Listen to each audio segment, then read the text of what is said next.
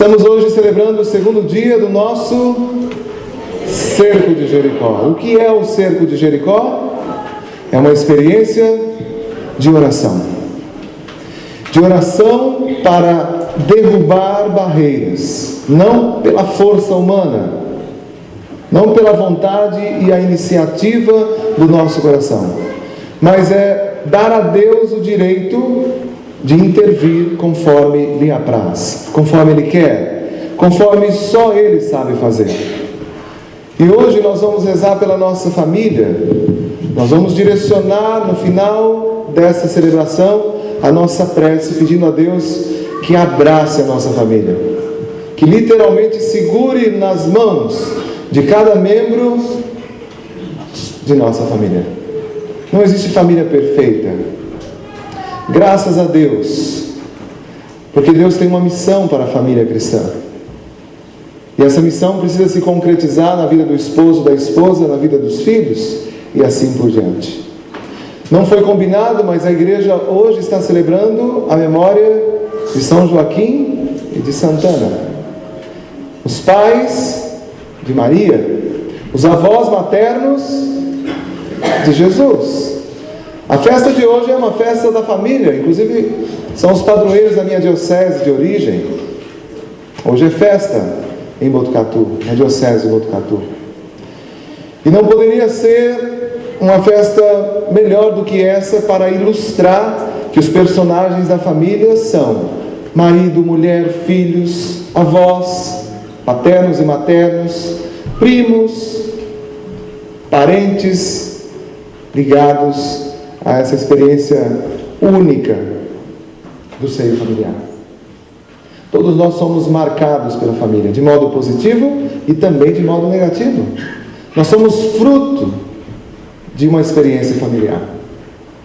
E mesmo aquele que não possui ou não teve a oportunidade de nascer dentro de um lar, num segundo momento foi acolhido numa experiência familiar, ou teve acesso à experiência familiar de uma outra pessoa e se apropriou, tomou posse, se enriqueceu daquilo que só a família tem para oferecer.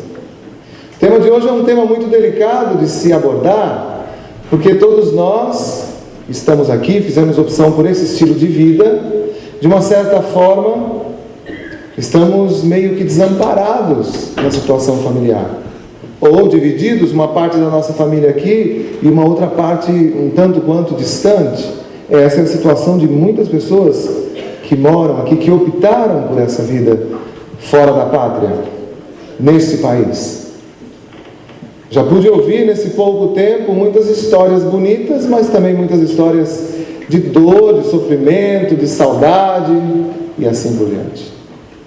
Por isso hoje nós temos que unir as nossas forças para pedir a Deus que proteja a nossa família.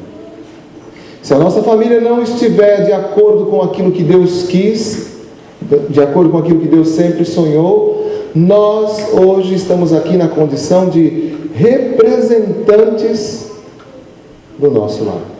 Talvez você seja o único representante da sua casa que frequenta a igreja. Os demais estão em outro segmento, estão em outra situação, estão distantes dessa experiência. Não importa. O que importa é que existe você que está representando a sua casa diante de Deus. E são muitas as promessas da Bíblia para a família cristã. Portanto, durante o cerco de Jericó, nós vamos caminhar pelas situações mais especiais que vêm de encontro ao nosso coração e à nossa história.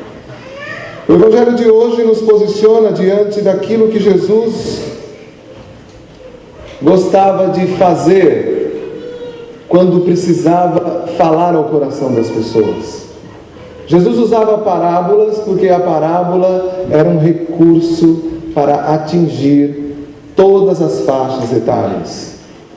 Parábola é uma história que tem uma razão de ser, ou uma moral. Logo após contar uma parábola, fica um ensinamento para qualquer bom entendedor. Se você prestar atenção na parábola, em algum momento dela você vai extrair algo para a sua vida. Jesus usava a parábola, o método parabólico, para atingir o coração de todas as pessoas, dos mais simples aos doutos. Só que ele encontrou dureza de coração, mesmo trabalhando com a linguagem da parábola. Jesus encontrou resistência. Esse tipo de resistência ele não pode encontrar em nós, de forma alguma, porque senão a obra dele não acontece. Se nós nos fecharmos diante da proposta dele, ele não vai invadir. Jesus não invade o coração de ninguém. Jesus só entra se você convidar, se você abrir as portas do teu coração. E aí veio a grande questão: por que tu falas ao povo em parábolas? E aí Jesus fala: para vocês foi dado conhecimento, mas para aqueles outros que se fecharam, eles não vão entender, portanto não vão mudar de vida, portanto vão continuar batendo na mesma tecla e sofrendo das mesmas coisas e dos mesmos males, justamente pelo fechamento de seus corações. E aí o texto vai nos introduzindo, porque olhando eles não veem, e ouvindo eles não escutam nem compreendem. Deste modo se cumpre neles a profecia de Isaías: havereis de ouvir sem nada entender, havereis de olhar sem nada ver. Quantas são as pessoas na igreja que escutam a palavra e não entendem? Já ouviram isso ou não? Padre, eu não entendo a Bíblia. Padre, é difícil a Bíblia, leio e não entendo. A Bíblia não foi escrita para pessoas estudadas, eruditas. A Bíblia não foi escrita para os homens e mulheres da pesquisa, da academia, da universidade. A Bíblia, a gente já conversou sobre isso, a Bíblia foi escrita para pessoas simples. Mas o que a Bíblia tem para dizer está por detrás das palavras. Por isso é o coração que tem que captar.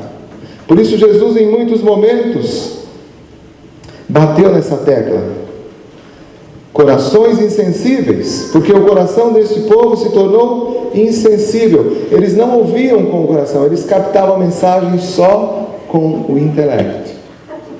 É normal a ciência descobrir coisas a respeito do universo bíblico e tentar contestar a Sagrada Escritura. É normal isso. Mas a Bíblia em nenhum momento quis ser um livro de história geral, um livro de pesquisa, um livro cronológico que foi relatando passo a passo os acontecimentos da história humana. Não! A Bíblia foi, e continua sendo, um livro que coletou a experiência de um povo. Uma experiência de fé foi registrada nos livros da Sagrada Escritura, para servir de testemunho, para nos edificar, para nos instruir, nos corrigir e nos aproximar de Deus. Portanto, nós temos que acolher a palavra na dimensão da fé e permitir que essa palavra penetre e crie raízes dentro do nosso coração. E a fé busca compreender. Então eu sou chamado a conhecer a palavra. Essa palavra entra pelos ouvidos antes de cair no coração, e ao passar pelos ouvidos ela desperta a nossa inteligência, que deve estar sempre unida aos nossos corações, para que haja adesão por meio da liberdade. Você precisa consentir, querer. Eu quero servir ao Senhor, eu quero seguir o Cristo, eu quero tudo que está escrito nesse texto. E aí nós deixamos de lado a insensibilidade para deixar Deus mover nossa vida e nossa história. Felizes sois vós, porque os vossos olhos veem e os vossos ouvidos ouvem. Jesus está falando isso não para alunos de uma universidade. Jesus está falando isso para uma multidão de pessoas simples, como nós. Jesus dirigiu essas palavras para uma multidão de pessoas, sem formação, sem estudo. Gente que estava ali para ouvi-lo depois de uma jornada dura de trabalho, gente que estava ali com seus problemas familiares, pessoas que estavam ali angustiadas por faltar comida, por não ter saúde, com inúmeros problemas. As pessoas se aproximavam para ouvir a palavra, para beber dessa fonte, se alimentar da palavra. Não pode faltar a palavra na vida de cada um de nós. Em verdade vos digo, muitos profetas injustos desejaram ver o que vedes e não viram, desejaram ouvir o que ouvis e não ouviram. Portanto, você é um privilegiado. E veja, para nós é muito mais fácil do que para os apóstolos, do que para os profetas, porque no tempo de Jesus a revelação estava em andamento, os fatos iam acontecendo e não tinha ninguém atrás anotando ou gravando para depois estudar em casa e tentar relacionar uma coisa com a outra. De modo algum. As coisas iam acontecendo, então era muito mais difícil acreditar naquela época. Hoje não, porque a revelação já está encerrada. Você só precisa acolher a revelação. Nós não podemos acrescentar nem tirar nada. Com a morte do último apóstolo, encerrou-se a revelação. Por isso, quando você ouvir por aí que revelaram isso, revelaram aquilo, aquilo outro, e isso que foi revelado, vir de encontro à Sagrada Escritura para contestar ou para querer acrescentar o que está na Sagrada Escritura, essa revelação não procede de Deus. O Catecismo da Igreja Católica é categórico. Com a morte do último apóstolo, a revelação está encerrada.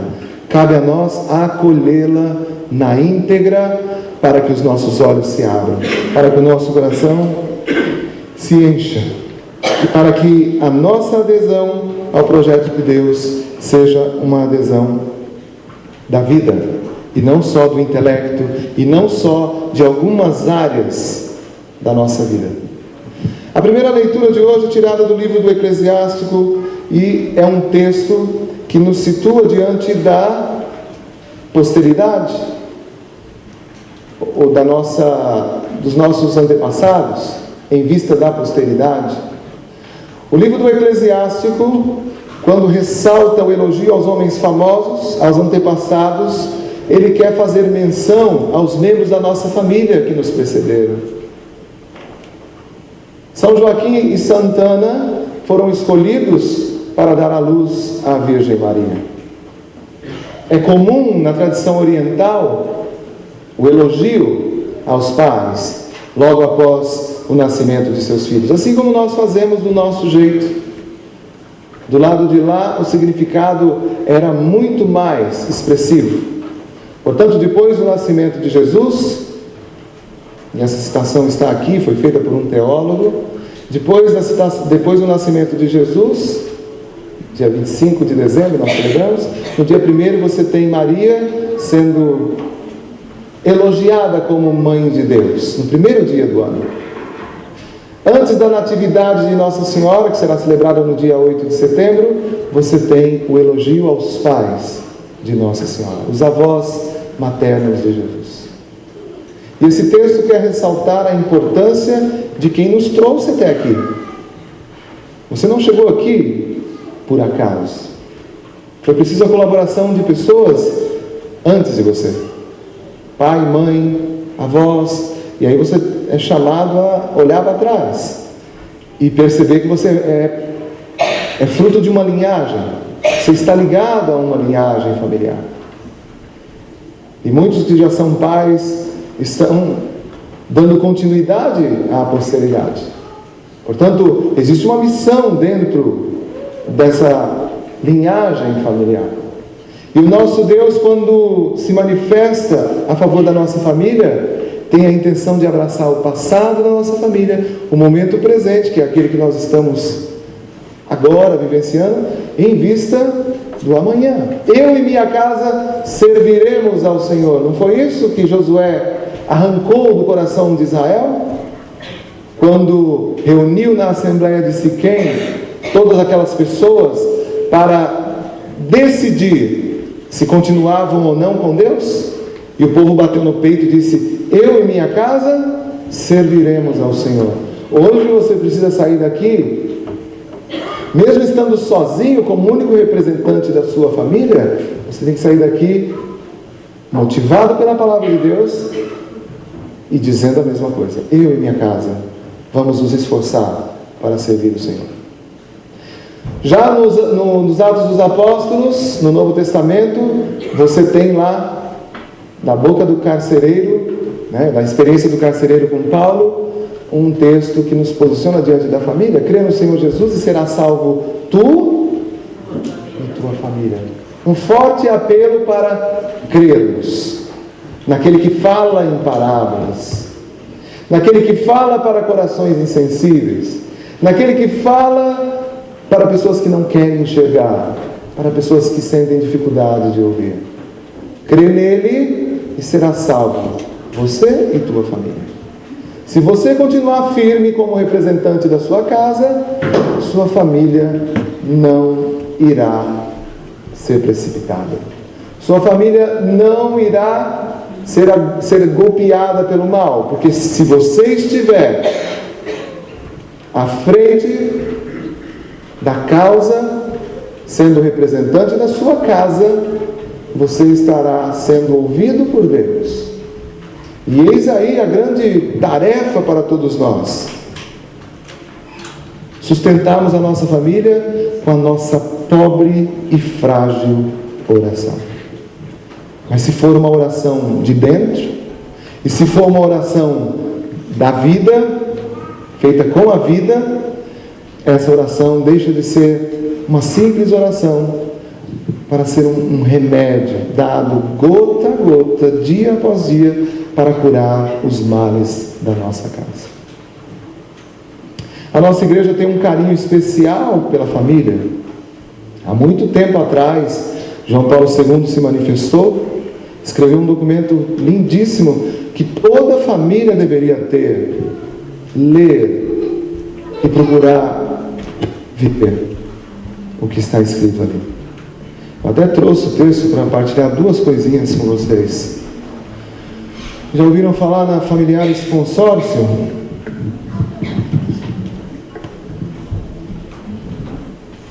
Já? Não? Sabe quanto custa um documento desse no Brasil? R$2. $1. Sabia que o que está escrito aqui salva não só uma família, mas as famílias do mundo inteiro? Por $1. João Paulo II escreveu no dia 22 de novembro de 1981, faz tempo, né? Quem nasceu depois dessa data? Depois de 81? Quem nasceu pertinho de 81? 75 em diante. O nome do documento é A Missão da Família Cristã no Mundo de Hoje. Esse documento é a base da pastoral familiar, que inclusive é a pastoral mais difícil de se implantar na vida de uma comunidade. Por quê? Porque a família hoje é alvo de toda a maldade do nosso mundo. Se a sociedade está fora do eixo, desequilibrada, é porque a família está vivendo uma crise na base. E não só a família cristã, as famílias estão abaladas. Os valores das famílias cristãs têm sido diluídos com os contravalores da sociedade. Sem perceber, muitas famílias de dentro da nossa igreja já estão quase nos moldes de outras situações que são chamadas de família, mas que estão longe do projeto original, criado e querido por Deus. Então nós temos na boca de Paulo VI: à medida que a família cristã acolhe o Evangelho e amadurece na fé, torna-se comunidade evangelizadora. O desejo da igreja é que a tua família seja uma comunidade evangelizadora. Literalmente uma extensão dessa comunidade maior que é a igreja. Quem dera as nossas famílias fossem verdadeiras comunidades evangelizadoras. Ou seja, não basta nos reunirmos para celebrarmos as nossas coisas. Nós deveríamos nos reunir com a preocupação de salvar as outras famílias. Isso nos posiciona diante da exigência do batismo.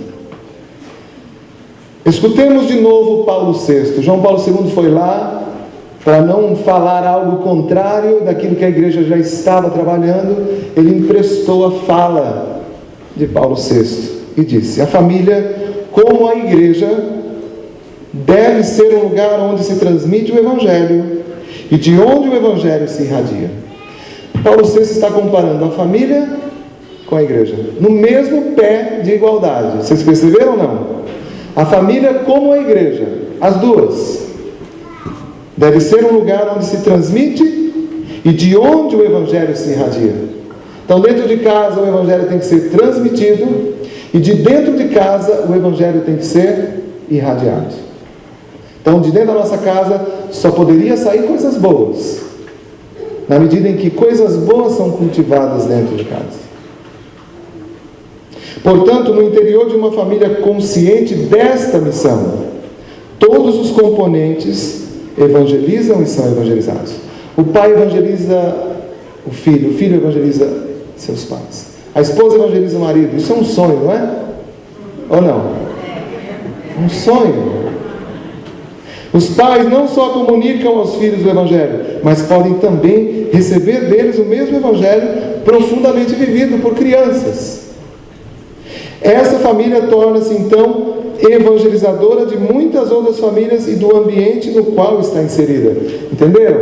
Torna-se uma célula que irradia coisa boa num ambiente onde está inserida. Sociedade, trabalho, escola.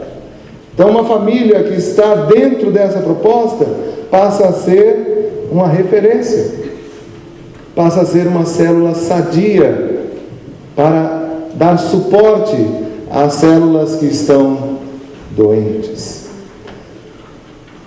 Como repetiu o sínodo, retomando o meu apelo lançado em Puebla, a futura evangelização depende em grande parte da igreja doméstica. Essa missão apostólica da família tem as suas raízes no batismo e recebe da graça sacramental do matrimônio uma nova força para transmitir a fé, para santificar e transformar a sociedade atual segundo o desígnio de Deus.